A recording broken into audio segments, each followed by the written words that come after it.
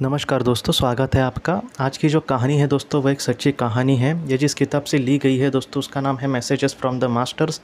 और ये जो किताब जिन्होंने लिखी है, लेखक जो है इसके दोस्तों, उनका नाम है डॉक्टर ब्रायन विज जी। आज की जो कहानी है दोस्तों वो डॉक्टर ब्रायन विज जी हमसे नहीं कहने वाले, वो कहने वाले हैं उनकी पत्नी जिनका नाम है कैरोल जी, कैरोल विज। ये जो कहानी है दोस्तों मैं पहले ही आपको कह देता हूँ कि जिन्होंने किसी अपने को खोया है तो वो उनको बहुत ही ऐसा भी लग सकता है कि ये शायद झूठ होगी, लेकिन ये पूरी सच है दोस्तों कहानी। और दूसरी बात दोस्तों, जिन्होंने किसी अपने को खोया है उनको ये कहानी सुनकर, ये जो किस्सा उनके साथ घटा था कैरोल जी के साथ, वो सुनकर सच में उनको बुरा भी लग सकता है, लेकिन ऐसे भी किस्से दोस्तों जीवन में होते हैं। तो इस वजह से मैं आपको ये कहानी कहने की शुरुआत कर रहा हूँ या फिर कह रहा हूँ दोस्तों।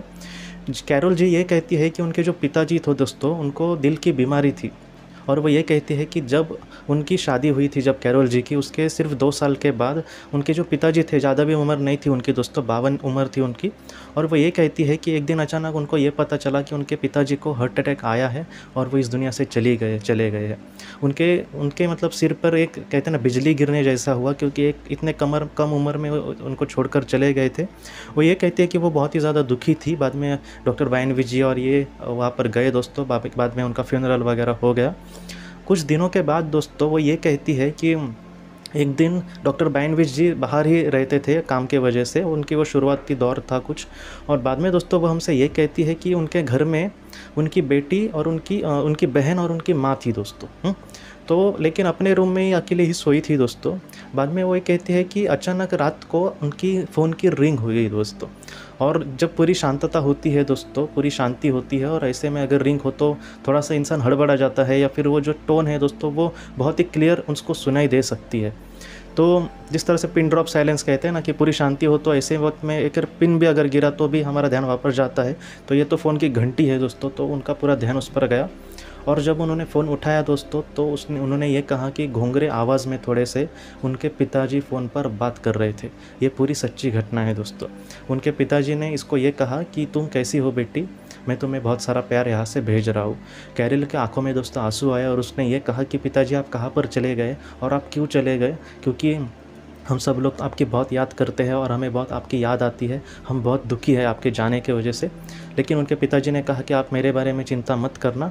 बाद में उनके पिताजी ने ये कहा कि तुम्हारी माँ अब आगे क्या करने की सोच रही है। तब उसने ये कहा, कैरोल की जो माँ थी दोस्तों, पिताजी थे दोस्तों, उनका एक बिज़नेस था, वो थोड़ा सा अलग टाइप का बिज़नेस था।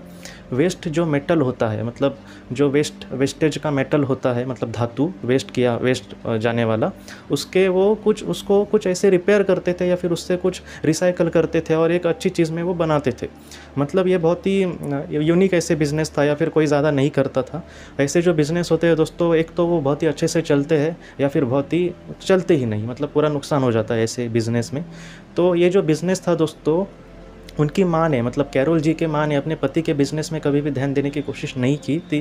लेकिन जब वो चले गए दोस्तों तो बहुत लोगों ने उनको कहा कि वो पैर से ये बिज़नेस करते थे, तो इनकी माँ को भी उन्होंने कहा कि आप ही ये बिज़नेस बाद में कंटिन्यू करना। और कैरोल की माँ को भी ये लगा दोस्तों कि हाँ, मैं उनकी खुशी के लिए, या फिर वो अब हमारे बीच नहीं है, लेकिन जिन चीज़ों से उनको खुशी मिलती थी उसके वजह से मैं ये बिज़नेस उनका आगे बढ़ाती हूँ। तो ये बात कैरोल ने अपने पिताजी को कही फ़ोन पर कि वो आपको जो बिज़नेस है तो आगे करने की कोशिश करेगी। तो उन्होंने कहा कि उसको सोचने बोलो ये सारी चीज़ें करते समय। उन्होंने ऐसा क्यों कहा दोस्तों, इसके भी पीछे का आपको बताता हुआ जाए कि उन्होंने ये इसलिए कहा दोस्तों, क्योंकि आपने भी ऐसी पत्नियां वगैरह देखी होंगी कि जो अपने पति के बिज़नेस में ज़्यादा ध्यान नहीं देती, उनका ध्यान घर पे होता है। और इसमें कोई बड़ी बात तो नहीं है, और या फिर गलत भी बात मुझे तो नहीं लगती। तो इसलिए उन्होंने कहा कि उसको ठीक से करेगी क्या, या फिर एक मजबूरी की वजह से या फिर मेरी खुशी की वजह से अगर वो करती है तो उसको, मतलब उन्होंने डायरेक्टली नहीं कहा कि उनको ना करने के लिए कहो, लेकिन उनका कहना ये था कि सोच विचार करके, या फिर वो अगर कुछ करना चाहे तो वो दूसरा भी कुछ कर सकती है। लेकिन कैरोल ने किताब में ये लिखा है दोस्तों कि उनकी इच्छा नहीं थी कि वो ये करे। बाद में उन्होंने ये कहा कि आप सब लोग हमेशा अपना ख्याल रखना, मेरे बारे में चिंता मत करना, मैं यहाँ पर बहुत ही खुश हूँ। और आखिर में उन्होंने ये कहा कि ये मेरा आखिरी तुम्हें इस तरह से संदेश है, इसके बाद मैं ऐसा संदेश आपको नहीं भेज सकता, और अपना ख्याल रखना। और ये कह के दोस्तों उन्होंने, उनका जो आवाज़ था वो बंद हो गया आना। ये जो बात है दोस्तों, ये कैरोल को बहुत ही अजीब लगी। बाद में उसने फ़ोन रखा और वो बहुत ही ज़्यादा रो रही थी। और कैरोल ने बाद में अपनी माँ को वहाँ अपने रूम से बाहर आई और उसने कहा कि माँ को और अपनी बहन को कहा कि अभी एक फ़ोन आया था। तो इन दोनों ने दोस्तों, मतलब उनकी माँ ने और उनकी बेटी ने फ़ोन की रिंग भी नहीं सुनी थी। आप समझ सकते हैं कि पूरी शांतता थी वहाँ पर, पूरी शांति थी और ऐसे में उन्होंने फ़ोन की रिंग नहीं सुनी थी, लेकिन ये घटना सच में हुई थी दोस्तों। बाद में कुछ सालों के बाद दोस्तों उनके अभी आप भी समझते सकते हैं दोस्तों कि हमारे यहाँ पर मुझे लगता है कि ऐसी कुछ चीज़ों पर हम यकीन भी कर सकते हैं, लेकिन एक ऐसा जगह जहाँ पर ज़्यादा भी लोग भगवान को ही नहीं मानते वगैरह, ऐसी कभी कभी जगह पर वो उन्होंने कहा है कि मैंने ये सारी बातें किसी को ज़्यादातर नहीं बताई, लेकिन जब डॉक्टर ब्रायन विच जी को उसने ये बात बताई, कैरोल जी ने, तब ब्रायन विच को उन्होंने ये भी कहा कि तुम्हारी जो केसेस अब तक जितने भी केसेस हुए इसमें ऐसी तो केस हमने नहीं देखी डॉक्टर ब्रायन विच जी की। तो डॉक्टर ब्रायन विच जी के बारे में उनको ये लगा, कैरोल जी की को ये मतलब यकीन नहीं करेंगे इन सारी चीज़ों पर। तो उन्होंने कहा कि अपने हस्बैंड को, डॉक्टर ब्रायन विच जी को, कि आपको मैं अपना किस्सा सुनाना चाहती हूँ जिसमें मेरे पिताजी ने मेरे साथ फ़ोन पर बात की। तुम्हें शायद यकीन नहीं होगा, लेकिन ये सारी जो बातें हैं वो मेरे पिताजी ने मुझसे कही। डॉक्टर ब्रायन विच जी ने दोस्तों कुछ भी नहीं किया। उनका जो कबर्ड था एक छोटा सा जिसमें उनको किताबें रखते थे, वो कबर्ड उन्होंने खोला, एक किताब उसमें की निकाली और कैरोल जी को दी। उस किताब का नाम है दोस्तों फ़ोन कॉल्स फ्रॉम डेड। उस पूरी किताब में दोस्तों सिर्फ ऐसे ही किस्से लिखे गए हैं जिनको ऐसे अनुभव हुए, कैरोल जैसे मैडम को जो अनुभव हुए दोस्तों, वो ऐसे अनुभव उस किताब में लिखे हैं। हमारा और आपका मैं थोड़ा सा दुर्भाग्य समझता हूँ जो भारत के, तो ये जो किताब है भारत पर उपलब्धि नहीं है दोस्तों, और वो उसकी PDF भी कुछ भी नहीं मिलता नेट पर भी। और ये लेकिन Amazon.com पर, मतलब अमेरिका में ये Amazon.com पर ये उपलब्ध है। तो मैं यही कहूँगा अगर किसी के पास अगर हो तो ज़रूर आप वो मुझसे शेयर कर सकते हैं, या फिर उसकी बातें भी अगर शेयर कर सके तो मुझे भी खुशी होगी लोगों को बताने के लिए, आप सबको दोस्तों। लेकिन ये जो किताब है मुझे बहुत बार लगता है कि मुझे पढ़नी मिलनी चाहिए। तो जाने तो ईश्वर ने अब तक मुझे बहुत सारी किताबें मतलब ऐसी दी है जिसकी मुझे इच्छा थी, या फिर ऐसे भी चीज़ों का नॉलेज दिया है जो मैं जानना चाहता था। तो ये किताब भी कभी ना कभी मुझे लगता है कि मुझ तक पहुँचेगी, और जब पहुँचेगी मैं आप सारे किस्से दोस्तों आपको पूरी तरह से डिटेल में कहूँगा, ये तो मुझसे आपको वादा है। लेकिन जो कहानी है दोस्तों ये पूरी तरह से सच है। अब आते हैं इस मुद्दे पर कि सारे लोगों को ये अनुभव क्यों नहीं आते। देखिए दोस्तों कि सारे लोगों के साथ सारे अनुभव नहीं होते, या फिर कुछ, ये तो बहुत ही रेयर दोस्तों, मतलब मुझे लगता है कि पूरी दुनिया में अगर देखा जाए तो बहुत कम ऐसे केसेस होंगे जहाँ पर ऐसी चीज़ें हुई थी। क्या होता है दोस्तों, ये मोबाइल वगैरह जो सारी चीज़ें चलती है वो एनर्जी पे चलती है। तो कभी कभी एक आत्मा एनर्जी को इस तरह से उसका इस्तेमाल कर सकती है, लेकिन फिर भी उसकी बहुत सारी मर्यादाएं होती है।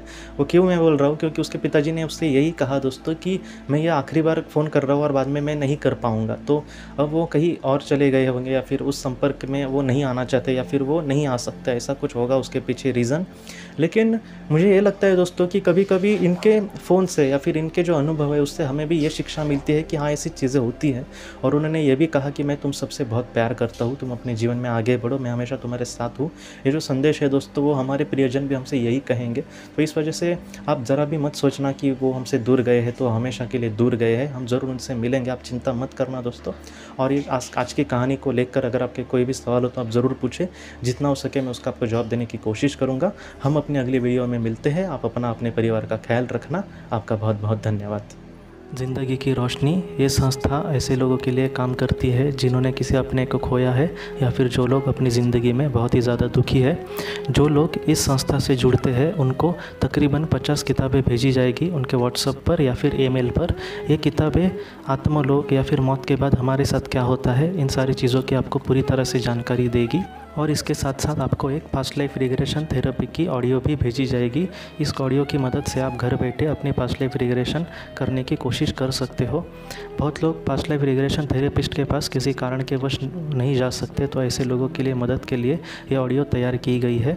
तो आप ज़रूर इस संस्था से जुड़े। इस संस्था से जुड़ने के लिए सामने जो व्हाट्सएप का नंबर दिया है आप कृपया उस पर संपर्क करें। आपका बहुत बहुत शुक्रिया।